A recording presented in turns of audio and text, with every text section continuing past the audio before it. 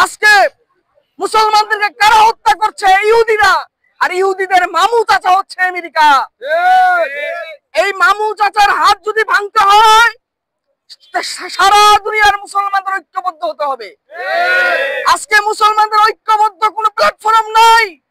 আজকে পৃথিবীতে মুসলমানদের কোনো অভিভাবক নাই। আজকে মুসলমানদের প্রোটেক্ট করার মতো কেউ নাই বিধায় আজকে আমরা দেখেছি আরাকানে 20 লক্ষ মুসলমানদেরকে কিভাবে নির্মম ভাবে অত্যাচার করে আমাদের বাংলাদেশে পাঠিয়ে দিয়েছে কিরা। আমরা দেখেছি কাশ্মীরের ভিতরে মুসলমানদের উপরে কিভাবে নির্মম ভাবে নির্যাতন করা হয় কিনা। এরপরে আমরা দেখেছি ভারতের ভিতরে মুসলমানদেরকে কিভাবে হত্যা করা হচ্ছে। আমরা আজকে দেখেছি প্যালেস্টাইনের ভিতরে কিভাবে মুসলমানদেরকে হত্যা করা হচ্ছে। মুসলমানদেরকে যদি রক্ষা করতে হয় তাহলে আমি বিশ্বাস করি, এর আগেও বলেছি, এই জাতিরাষ্ট্রের প্রধানমন্ত্রীরা কখনোই মুসলমানদের রক্ষা করতে পারবে না। কারণ আজকে বাংলাদেশ, আজকে তুরস্ক এর একটা বর্ডারের ভিতরে সীমাবদ্ধ। আজকে এই সমস্ত দেশের যারা প্রধানমন্ত্রী হয় তারা একটা দলের লিডিং করে। আজকে আমি যদি বাংলাদেশের একটা আপনাদের এক্সাম্পল দেই, বাংলাদেশের যিনি প্রধানমন্ত্রী হবে তিনি কি পুরো বাংলাদেশের সবার প্রধানমন্ত্রী? একটা দলের প্রধানমন্ত্রী। একটা প্রধানমন্ত্রী স্বাভাবিকভাবে একটা দেশেরই সমস্যা সমাধান করতে পারে না। আর সেই জায়গায় তুরস্ক, বাংলাদেশ, বড় বড় মুসলিম দেশ, তারা মুসলমানদেরকে রক্ষা করবে এটা বিশ্বাস করা যায় না। ঠিক কিনা? মুসলমানদের যদি রক্ষা করতে হয় কোন জাতিরাষ্ট্রের প্রধানমন্ত্রী মুসলমানদেরকে রক্ষা করতে পারবে না। আমাদের ক্লিয়ার কথা, খেলাফা ব্যবস্থা।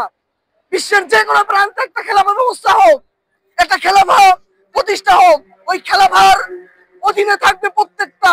আজকে আমরা জানি 54টা মুসলিম দেশ, এই 54টা মুসলিম দেশ সেই খেলাফা রাষ্ট্রের অধীনে থাকবে।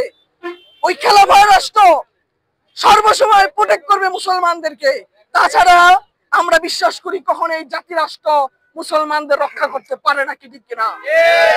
যদি মুসলমানদেরকে জাতিরাষ্ট্র রক্ষা করতে পারতো 50 বছর ফিলিস্তিন কেন মার খায়?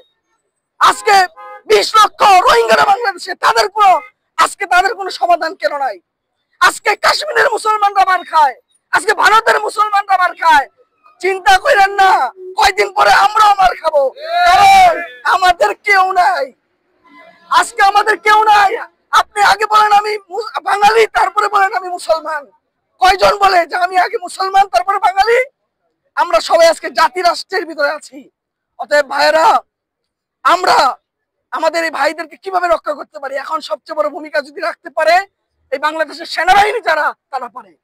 কিন্তু আজকে আমাদের সৈন্য বাহিনীরাও আজকে বিক্রি হয়ে গেছে।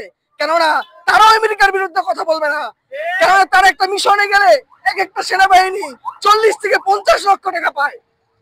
আর সেনারা কি কখনো আমেরিকার বিরুদ্ধে বলে তারা কি মিশনে যেতে পারবে? কখনোই পারবে না। অতএব সব দিক দিয়ে আমাদের হাত বাঁধা। আমাদের যদি রক্ষা করতে হয় তাহলে আমাদের আলাদা ব্যবস্থা।